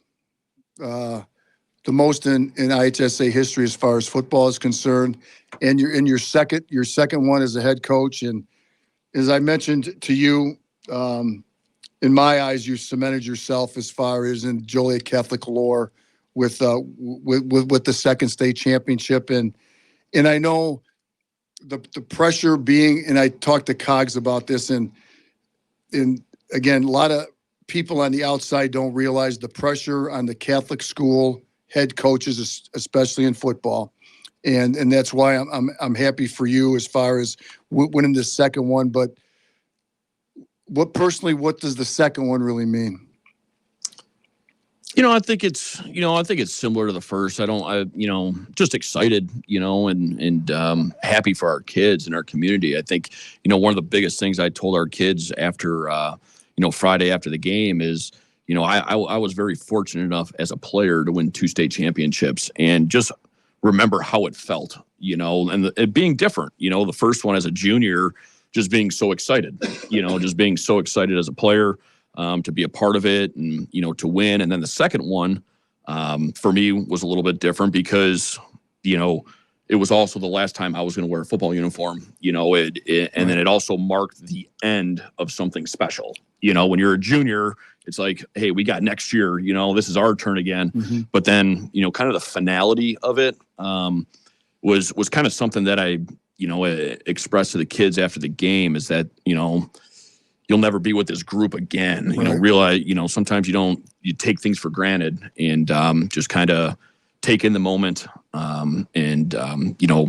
As a coach, after experiencing what I did as a player through my experience at Joliet Catholic and then coming back and teaching and coaching there, it's kind of been my goal, not for personal accolades. Right. It's awesome to be, head coach, win 2 state championships, but my main goal has always been to get those kids to have that same experience. Right. And, that's what I'm most, kind of grateful for. But, as far as the pressure goes, yeah, there is, there's pressure, no doubt. But, this isn't just me that, has gotten, obviously this has been going on for 40 plus years, right, dating back to Coach Gillespie. And then, just the incredible school community that we have, the leadership that we have, and then my coaching staff, that they take a lot of that stress away, Mm-hmm. So just forever grateful for those guys. And, we mentioned the COVID, Jaws, that taking away a fall season and stuff. And that's, I think when you tell the kids, they don't really realize until it's over with to really appreciate you themselves with their teammates and their coaches. And that was a great point. And that was nice that you kind of mentioned that. And hopefully that they realize that this time is special, because you never know when it's – now the seniors, if they don't play football again, as most kids don't, this is it. Right. But it was really literally the rug was pulled out from underneath a lot of athletes, in the past year and a half. For sure. And how special these times are. Right. And, we were lucky, staying in contact with the kids, the seniors from last year, kind of throughout the summer, throughout this fall, and then to have some of those guys come back to practice on Thanksgiving week. We had a number of those guys, seniors from last year, that joined us for team mass on Friday morning. And, they were every bit of a part of this as, the team that we have. They were such great leaders. And, I know our seniors this year, felt a little bit added motivation to do it for last year's class as well. Right. Charles, congrats. Thank you for making it a little easier for me. I always get the jokes about I need the defibrillator and are you going to be okay? Especially at Richmond Burton. Yeah. At halftime. Yeah. Yeah, let's talk about that at halftime. Just kind of one of those moments where, going back to the Brother Rice game, which was an awesome moment in our season. And, kind of being in a heavyweight battle there at halftime, kind of developed a little bit of our mantra for the rest of the year. But, things had kind of not been easy for us most of the season, but we haven't had been behind, until the Rice game. And all of a sudden we were behind by 2 scores before we even got the ball. And then somehow we were able to battle back and tie the game at halftime. And just kind of, we played toe to toe with those guys. And, obviously looking at me, I'm not much of a fighter when it comes to a physical fight. But we just kind of equated it to, a heavyweight battle where there was just punches being thrown back and forth, and kind of developed the mantra of like, don't flinch. You're right here. This is every bit your game. But the second you flinch in a fight, that other team's going to, they're going to throw the haymaker. They're going to land it, the final punch. And, that's kind of when we developed our motto of don't flinch, right. And that was ever present, against Richmond Burton, right. Down 10-7. I think we ran like 10 or 11 offensive plays in the first half, and it definitely would have been ironic if it was going to be a wing T. It wasn't going to be a spread team to beat us this year. It was going to be a wing T team that was going to do it. But, it was one of those moments where, just didn't flinch, and we just thought, like, towards the end, even though like we fumbled going into the end zone to kind of take the lead before half, that, hey, we're getting the ball. We can do this. We can move the ball. Let's get it. Most important possession was going to be that first possession at halftime. Yes. Because if we didn't score, they very well could have taken 6, 7, 8 minutes off the clock, and then all of a sudden we're kind of in scramble mode. But, we end up getting busting a big run, taking the lead, and then defense got a couple awesome stops and, kind of ran away then.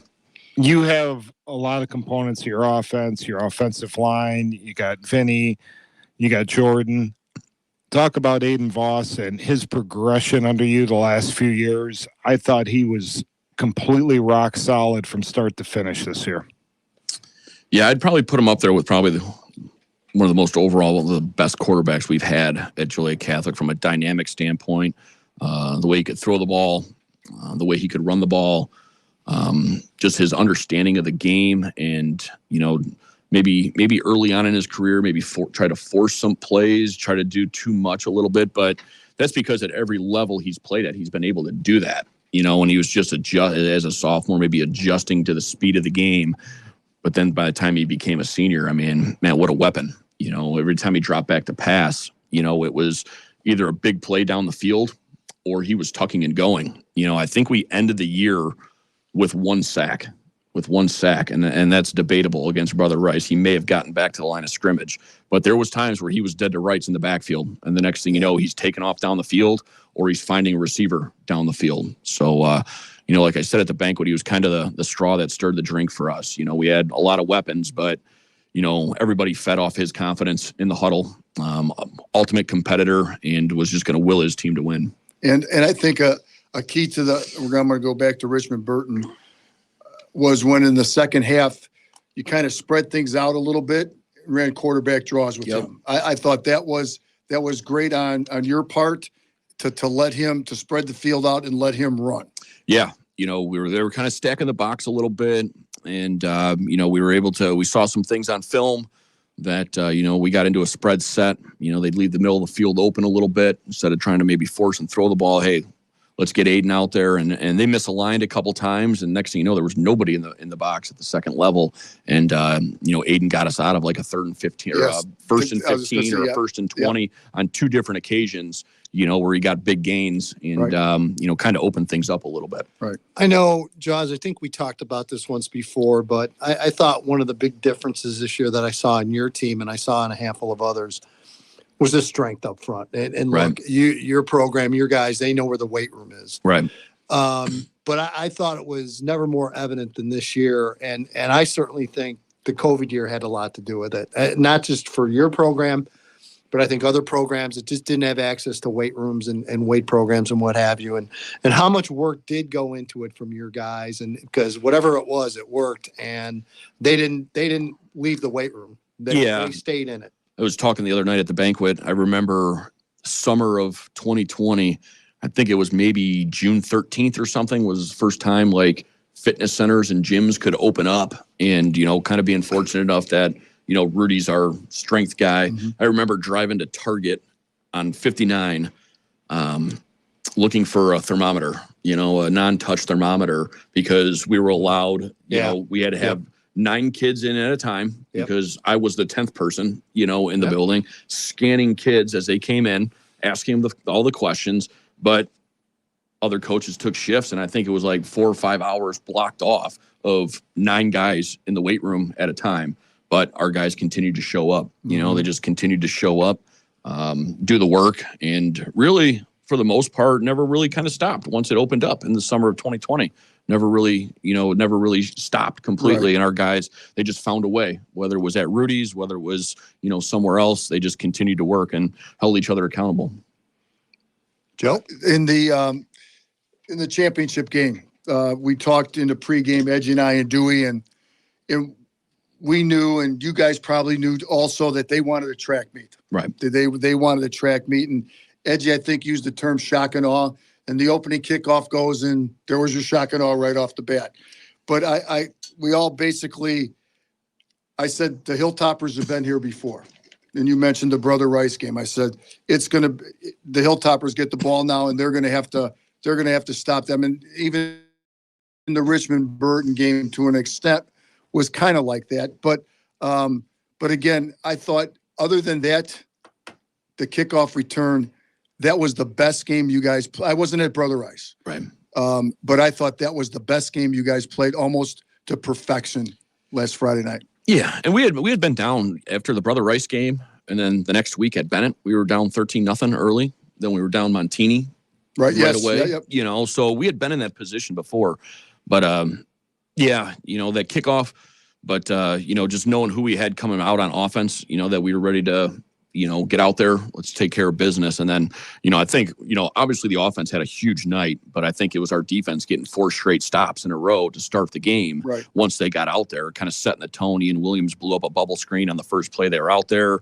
The weather conditions didn't help them, but getting those 4 straight stops to get off the field, and, our offense did their thing. And the next thing you know, it's 28-6 or 35-6. And you mentioned the bubble screen, and that type of formation, that's their big play. And once you can see, they tried it a couple times, maybe 3 times the whole game, and every time you guys blew that up. Yeah, both Ian Williams and Tajon McClellan each had, tackle for a loss on a bubble screen, fighting through blocks. Right. But, it's kind of a credit to our schedule and stuff. And, we had seen that, all year long. Yep. So, our guys were ready.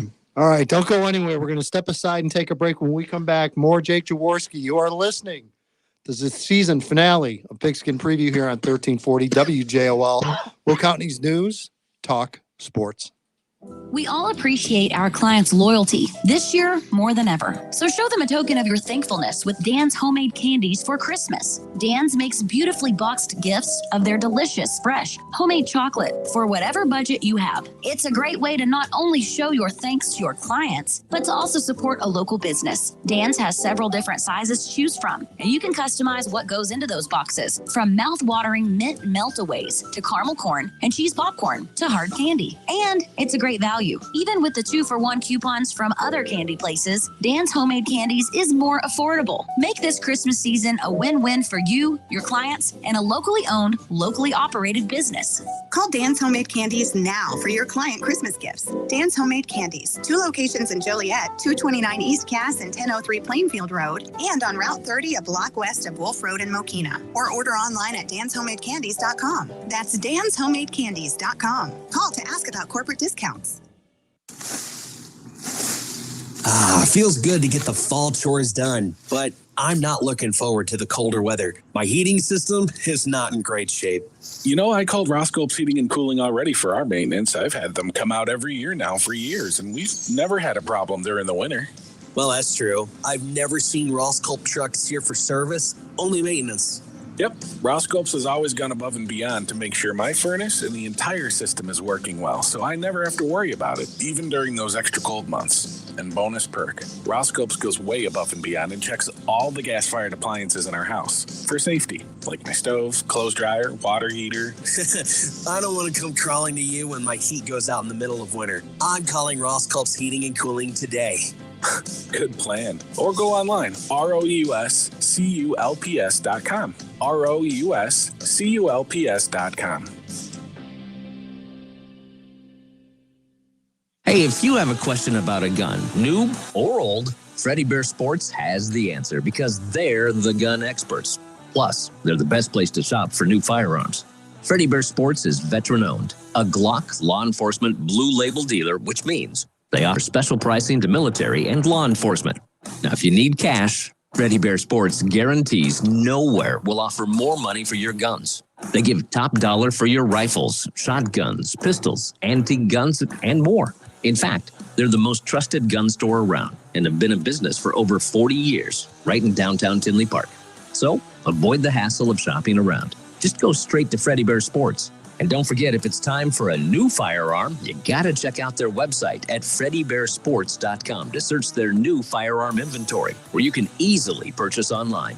Freddie Bear Sports. They're open 7 days a week at 17250 Oak Park Avenue in downtown Tinley Park, or at FreddieBearSports.com. This is State Farm agent Kevin Malloy, here to tell you that our back-to-back-to-back Best of Will County Insurance Agency would love to represent you for all your insurance needs. Before you pay your next premium, ask yourself if you're getting the best service for that premium. Our incredible team delivers amazing every time. Call us at 815-463-5800 to quickly get a sense that the Malloy team loves what they do. O'Reilly. This is Claudia's O'Reilly Auto Parts story. I had just moved to a new city and barely even knew where the grocery store was yet. When my car wouldn't start one morning, I didn't know who to ask about local shops. But I remembered a name from back home, O'Reilly Auto Parts.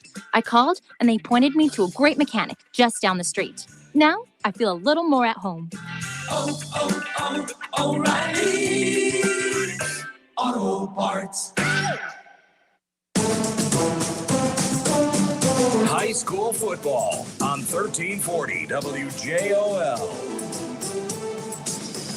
And welcome back. It is the season finale of Pigskin Preview here on 1340 WJOL, Will County's news, talk, sports, and gentlemen, the area of champions, Yes. if you will. Historic stuff. Three this state champions all within, just a short drive of each other, and great to have the coaches all here or on the phone and to honor them tonight. And guys, I think we need to do this every year. So Jaws, every year, you got to win one and come back. That's So the goal. we love doing that. And we'll hopefully, Joe, 1 second, hopefully we'll get past all the COVID stuff and Yes. we'll be able to have some of the kids in the studio and do it upright for sure. Joe? The last question about the Richmond Burton game. And I know I got a little piece, a snippet of it from a good friend of ours on Sunday. I thought the play of the game was when they tried an onside kick and their kid jumped up and got the ball, and Ryan Lawson came up and knocked the ball out of the kid's hands, and you guys recovered it. I thought that was the play of the game. Yeah, it was huge. They get the ball, what was it, 21-18 at the time, too? Yes. Kind of goes a little bit unnoticed a little bit, but at halftime, that was kind of one of the things I talked about is to win this game, somebody's going to have to make a play. Somebody's going to have to make a play. And, you're thinking of like a long touchdown. You're thinking of a reception. You're thinking of a tackle, interception. But like I told Ryan, like a day later, that might have been the play of the game, you know, and it looked like the kid had it maybe in his hands and Ryan just swatted it. And I believe Ian Williams ended up, recovering the ball. But yeah, that would have been huge. Yeah. Huge. Yes. When you go back and one thing that you do, and I'm probably going to give credit to your wife for doing this, is you always she deserves a lot of credit. You always, we'll get to that, but you guys always take a post-game picture. Oh, yeah. And I'm telling you, you're going to look back 20, 30 years from now, and you're going to be really happy you did that. Yeah, it's always a great moment, and especially now with the kids getting a little bit older, and they have an understanding and, watching film, the Richmond-Burton game, they had the low stands or whatever. So our fans are in the background and, seeing my parents, seeing my wife, my oldest son, Jack, and the kids in the stands, and, Vinny breaks off a long run, and I see my son jump up with his arms in the air, just really cool moments. It's some of those moments, and I know, Coach Rod can attest to it too with his kids and his son, Zach, but, you're gone so long, throughout the course of the season. And anytime, your kid can come to practice, anytime he can come onto the field after the game, into the locker room. And, our kids are just awesome. Jordan Anderson, after the pep assembly on Monday, spent like a half hour in the hallway while I was talking to somebody, just playing catch with my son, Jack, and it's those moments where I'm gone, but, moments that other kids, they don't get that opportunity to be that close. So, but the picture's awesome. We got a picture after the state game in 2018 where my youngest is actually, my wife's pregnant at the time. He's in the belly. And my youngest that was born, Drew, he was sleeping in my wife's arms. And then in the next picture against Richmond Burton, my youngest is sleeping, so it's exhausting days. And again, credit to my wife, she's at the game, she's traveling, my parents helping out, but, just always thankful for their support. We talked with Jeff and we talked with George about the grind this year. How long and how difficult it was, not just for you, but for your assistants as well. Yeah. Everyone feeling it, and even from your player standpoint, I got to imagine when you got in the tail end of the season, the bumps and bruises are probably felt even that much more with the length of the season and obviously with the weather change as well. Yeah, it definitely, was a grind. It feels like we've been going straight through since February. Yeah. But you look back and, summer of 2020, we had fall of 2020. We had winter open gyms in 2020, 2021. Then we started the spring stuff. So the biggest thing, though, I think with our coaches, obviously, can't thank them enough for their sacrifices. We had our defensive coordinator had another baby during that time. We've had some family members, unfortunately, pass away on our coaching staff, so we've been through it, and we were dealing with COVID, we were dealing with the shutdown. And, I think as much as like a coach would maybe want to complain, I'm tired, this is a grind. The group that we had and the way that they worked, it was inspiring. It was motivating that like nobody ever felt like, man, we got open gyms, guys showed up and they worked, and those guys, the sacrifices that our coaches made and the sacrifices that our players made, it's just an awesome group, and, ready for a little bit of a break, but, definitely wish that we were, I said at the assembly, this is awesome. We're here celebrating this championship, but, I bet a lot of us wish that we were headed out to the practice field for another practice, just because it just meant it was over, right? Yes. And just bittersweet moment. Joe? Jaws, we all said this during the course of the game, and I think the play clocks had something to do with this, but the clock management, well, you guys, it was 35-11 possession, but the clock management between you and Aiden during the entire course of the game, you held him, you saw the clock, you called the play, he kept looking at the clock, and you guys snapped the ball almost every time with 5 or 4 seconds to go on the clock. And is that something you guys practiced, or you just said, hey, they're going to have game clocks and we're going to do it this way? So a lot of people think that we're kind of like just ball control, we're going to eat up all the clock, but actually when we're going, we're not up tempo flying, no huddle, but we're getting the play in and we're going, we're going to push it a little bit, but obviously once we got into the lead or whatever, we wanted to shorten the game. So, Aiden, it was awesome having the play clocks up there. Aiden instructed, hey, get the play in, break the huddle at 12, try to snap it as close to 5 or below. Right. And he just did an awesome job. And our guys did a good job. It's nothing we really practiced or anything, but our guys did a good job of like getting the line, not false starting or anything, holding their water a little bit.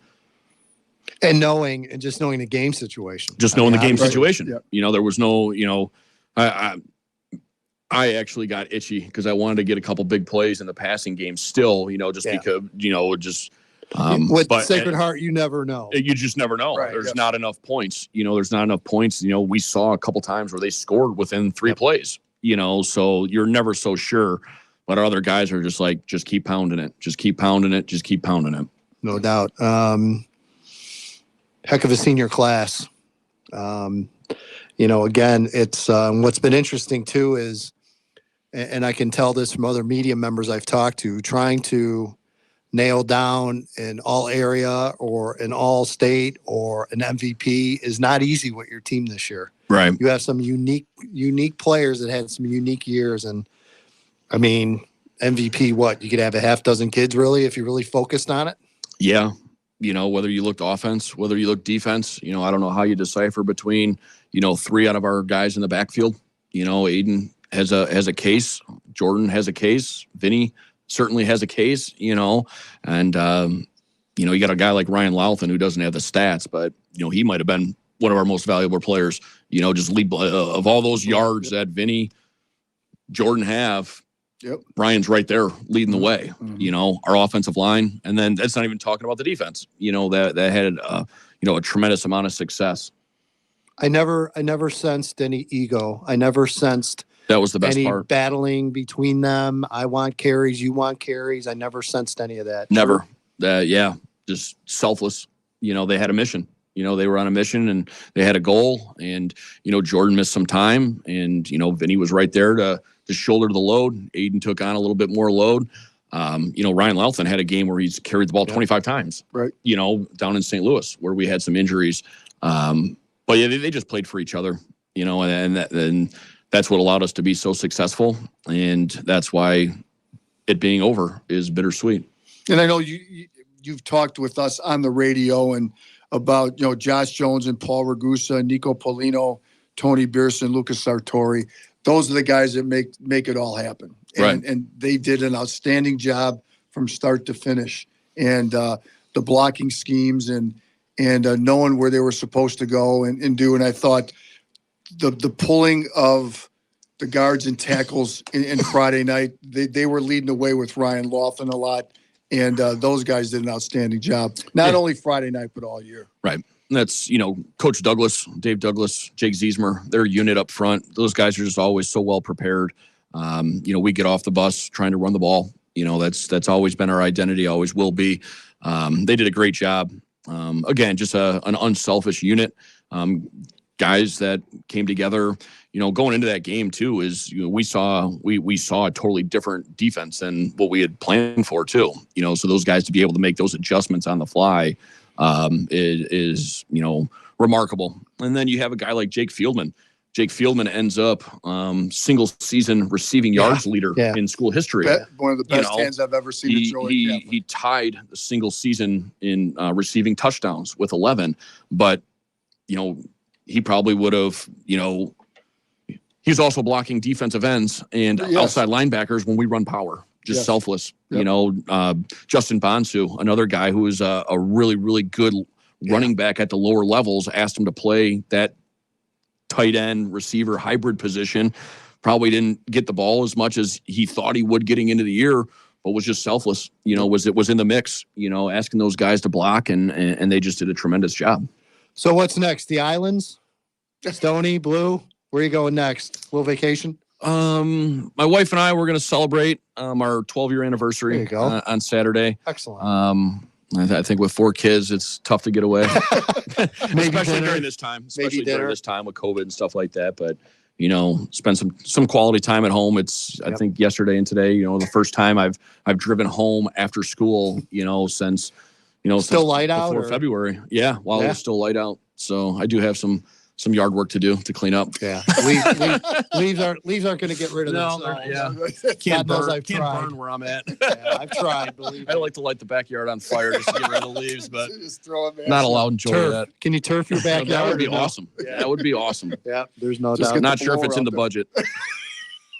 Joss, thank you very much. Yes. We appreciate you taking time and coming up here and for letting us hassle you all season long. Yeah, no And problem, again, guys. just Thanks for all your coverage. congratulations. Thanks for all your coverage. Yep. All It's been right. a pleasure. Jake Jaworski joining us from Joliet Catholic Academy, and we appreciate Jaws and all the coaches joining us. And when we come back, Dewey, the coach, and I, we're going to break down and talk about the season overall here in the Will County area. And guys, pretty good one, I'd I say. think so, Pretty good too. season here. Yep. So we'll be back. This is the season finale of Pigskin Preview here on 1340 WJOL, Will County's News Talk Sports. I was in the middle of the Atlantic Ocean when it happened. There was a sudden jolt and our submarine crashed on the seafloor. We were in total darkness. That's Dr. Dejana Figueroa, a marine biologist and STEM teacher, talking about a deep sea dive she'll never forget.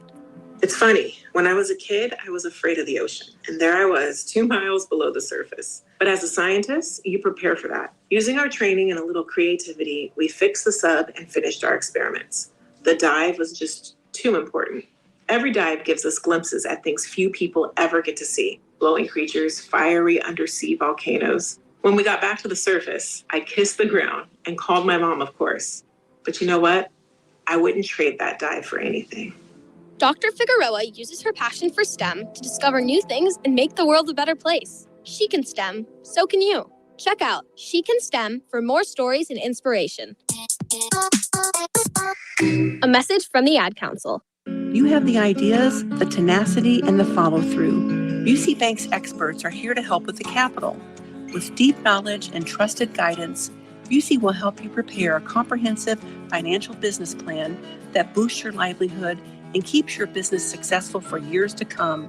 UC Bank, building business, growing wealth since 1868. Proud to be the official bank of the Fighting Illini. Member FDIC. I'm Dr. Baker, an ER physician. If you're having leg pain, swelling, or redness, but haven't talked to your doctor yet, don't wait. This could be deep vein thrombosis, a blood clot which could travel to your lungs and lead to a pulmonary embolism, which could cause chest pain or discomfort or difficulty breathing and be deadly. Your symptoms could mean something serious, so don't wait. Talk to a doctor right away, by phone, online, or in person. Brought to you by Bristol-Myers Squibb and Pfizer. One way to avoid that turkey of a Thanksgiving road trip to make sure the vehicle you are driving is running well. For a quality oil change, that includes a vehicle safety check to make sure you are road trip ready. Stop by your neighborhood Jiffy Lube. The highly trained technicians at locations in Chicagoland, Rockford, Northwest Indiana, and Southeast Wisconsin will help get your vehicle ready so you can enjoy your turkey. Appointment not necessary. For locations and services, go to ChicagolandJiffyLube.com. Hi, this is Kathy Carosa from the Pocus on Tour radio show. Bruce and I would like you to join us every Sunday morning, 9 a.m. to 10 a.m., right here on WJOL 1340 AM. Will County's news, talk, and sports. For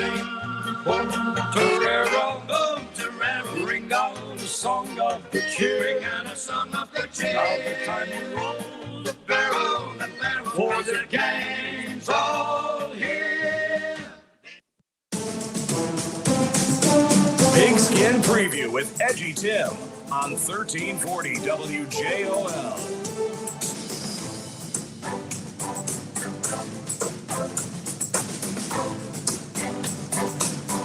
And welcome back. It is the season finale of Pigskin Preview here on 1340 WJOL. Will County's News Talk Sports. Edgy Tim along with the coach Joe Rodagero, Evan Bredesen spinning the dials, and Dave Dwyer sitting in the hot seat number 1. So the last segment of the show. First of all, guys, Joe, Evan, Dewey, let's thank our sponsors. And Dewey, you know more of the sponsors than I do from every Friday night. But as far as Pigskin is concerned, and Joe, we got to thank Kevin Malloy and John Wright, our State Farm agents. If it wasn't for them, ladies and gentlemen, this stupid show and not be on the air. Three knuckleheads wouldn't be able to do this. Again, we appreciate that, and their support is just unbelievable, Joe. Yes, every year, without a doubt. Dewey, several sponsors throughout the season. I know there's a couple in particular that have been big time sponsors here. Tire Tricks. Yeah, we thank them. Yeah. Tri-County Stockdale, Sills and Rockdale. Hey, that's where aren't we going? I think we're going Sunday. Sunday. That's what I'm hearing. We're going 11:45. I'll be there. A lot of other ones. Interstate Batteries. Yep, Interstate Battery. Yeah. IWantSmart.com. Yes. Sorry, didn't mean to put you under. No, I should know them. I mean, Rudiger. Yep. So again, thank you. Without them, to all those sponsors. We cannot do this. All right. Well, like I said, pretty good start when 3 of your teams win state titles. How about it? Very nice. Let's go through the area. I've got final records for all the area teams. We'll start with the good, obviously. Joliet Catholic 14-0, 4A state title. Wilmington 14-0, 2A state title. Lockport 13-1, 8A state title. Guys, Reed Custer, what a terrific story this year. Yeah. I was going to mention Gavin that. Johnston. Yep. Certainly a tremendous turnaround, guys, for that program, and I'm excited for the future of Reed Custer. I think they're on the right path. They got beat the last second against Byron, who went on to win the state championship. Yep. Lamont, 11-1, ran into the Beast. Yep. Gave East St. Louis, arguably next to Cary Grove, their toughest game of the year. They went toe-to-toe with them for sure. And again, just a very, very solid year for Lamont. Joe, I know that was a really good senior class that's graduating. Yep. But there were some young guys mixed in there as well. So I think they're going to be okay. Guys, I thought, and Dewey, love your thoughts on this because you saw them play a couple of times. I think what's getting lost a little bit in this, and Joe, we certainly tried to keep it on the front burner for a while. Plainfield Central, 8-2 this year. What a tremendous, tremendous turnaround for Plainfield Central. I agree, especially with the first year head coach and a great guy. But again, success breeds success. So I look for them to go at this point and move on. They had a good senior class this year, and I'm sure they'll have guys ready to go next year. Maybe some guys who didn't think about playing football this year will play next year for them. But I think they and Reed Custer to me were the two big stories. Dewey? No, it was great for a number of reasons because it's the first time in a long time that Plainfield Central was on top of the Plainfields with the 4 high schools. Yeah. Plainfield North, 8-3, lost to Maine South, and guys gave Maine South a heck of a game. 21-18, I think it was the final of that game. Yes. So again, things continue to roll with Anthony and Bordino over at Plainfield North. Lincoln Way East guys, 8-3, or I'm sorry, 9-3 final record. Made a run in 8A, lost to Loyola 3-0. The 3-0 score heard around the state of Illinois. I think that caught everyone a little bit by surprise. Yes. And guys, we talked about this, Dewey. They're going to be stacked for the next couple of years. Yeah, it was bonus time for Coach Z and company. Anything they could get in the postseason was giving them experience. They grew a lot as the year went on, and I think you hit the nail on the head. Morris, 10-1. Only loss, Joe, was the Morton and that damn Seth Glatz kid who just rolled up yards after yards. Yes. Unbelievable, but a very, very strong year for Morris, and I know they'll be back looking for more. And guys, John Ivelo ended up 7-3 and drew maybe one of the toughest draws out of any team in the state playoff in round one. Yep. In Glenbard North. We had a feeling going in that was a very, very good round one game. And Dewey, I believe you guys did that game. Yeah, it was a tough one. You know, John's always ready to go. His team's always prepared. They had some moments and hated to see him go out. Coal City ended up getting into the playoffs, ended up 6-4 on the year. Joe, they lost to Wheaton Academy, but again, the Kohlers continue to find their way back to the postseason. Yeah, I even after the game that Wilmington beat them, Dewey and I were talking off the air that I said they were 1-3 or 1-2 this team is a playoff team. They're that good. Unfortunately, they lost a really good running back the week before against Wheaton Academy, and you know when you lose a guy like that, your main running back, you're going to be in some trouble. And the guys, 2 teams that ended up 5-5, but both teams really had to fight their way to get into the playoffs. Dewey, we'll start with Minooka, 5-5. Again, really tough round 1 matchup against Lincoln Way East, but the Indians were able to fight their way back and get into the postseason. Yeah, it was a good year for them. They had a comeback and great atmosphere at Minooka. Played good against East for a while. I actually saw Hudak played well in the WJOL Thanksgiving tournament. Yeah, Okay. I thought Minooka, I think that was a round 2 game, I think. But again, COVID hit Minooka and not Trey Johnson. Oh God, he's the running back for Lincoln Way East. Malik Armstrong did not play in that game, and that really hurt Minooka. You know why you forget stuff, Joe? It's 'Cause I'm old. because your head is so full of knowledge. There's not enough room. Yeah, right. You like that? I like that. I'm going with that. But that's not true at all. I'm going with that from now on. Looking at the rest of the area, and again, there were some programs, guys. The end of an era with Mark Coglanese at Providence. Yes. Someone, Dewey, that we obviously have gotten to know for many years. Respect the hell out of that guy. The Celtics fought their way. They ended up at 3-6. You know, we're fighting maybe to get in as a 4-5. New era at Providence, Dewey. Yeah, it'll be interesting to see what happens moving forward. But Cogs always a class act. Always enjoyed him, and we were hopeful, but then we knew their injury status later in the year that it just wasn't going to happen for the playoffs. 2 other playoff teams, Joe, I failed to mention, and again, that's my fault. 2 other 5-5 teams. The Piatone, Joe, they got in, and unfortunately had to run into Reed Custer in round 1. Yes, and Reed Custer beat them pretty handily both times there. Brad Coots, guys, a very young Plainfield East team. They ended up 5-5, lost on the road in round 1 to Rockton Hononegah, but Dewey, a lot of young talent played this year for East. Yeah, young talent, so be looking forward to them next fall. Yeah, no doubt about it. Continuing through the area teams, Plainfield South, guys, this one, looking at the bigger picture, just a little bit of surprise because of the success that Bill Bickers had. Yes. Ended up, Joe, 3-6 on the year. Yes, I agree with you, but again, it's the time and stuff. I'm looking for them to bounce back next year. And we also, Lincoln Way West was 5-5, but got beaten at first round to Buffalo Grove. And they had to fight nail, they're 0-3. tooth and nail to get there, and thought Coach did a nice job. Yes. And Luke again, Loken, ran yes. into a really good Buffalo Grove team in the opening round. Yes. Guys, the Joliet West, Joliet Central.